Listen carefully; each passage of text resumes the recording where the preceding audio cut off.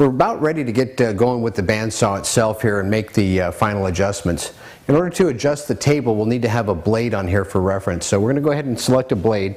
And I've laid a few blades out here on the table, and we'll cover blade selection in just a bit. But I want to go ahead and use a wide blade. This is a 3/4 inch blade, which is the maximum size that this saw will take. We're going to go ahead and put this blade onto the saw. We'll go ahead and reference that to make sure that our table is 90 degrees square. And then after that, we'll make our final adjustments with the guides. And then at that point in time, we'll plug the saw in and get it going. Up until this time here, we've left everything unplugged on the saw, so there's no risk of the saw starting up as you're going through and doing your adjustments and setup. Now that we've got our blade selected, we're going to go ahead and put the tension lever all the way in the down position. That's a quick release lever. We'll open the upper cabinet door, and then we're going to open up the magnetic guard here. So this will open up and expose the blade cavity. We'll open up the lower door. And you have to drop the little guard here to open that up, exposing the lower wheel. And there's a small baffle right here. We'll take this out of the way and set that on the bench for right now. We'll come back to that in a few moments. And remove the throat insert so we can install the blade.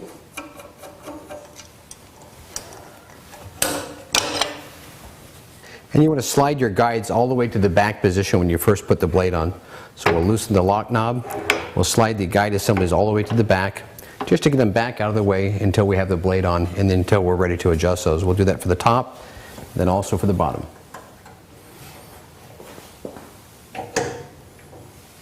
Also make sure that your side guides are open to allow the blade to slide in. Now we're ready to install the blade.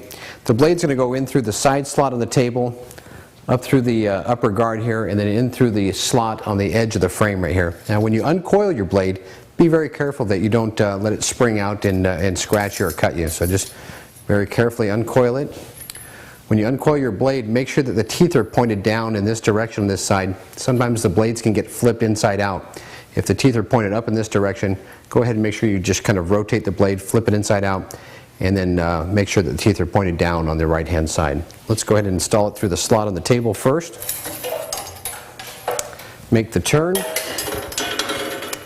Loosely drape it over the top wheel, in through the slot on the frame.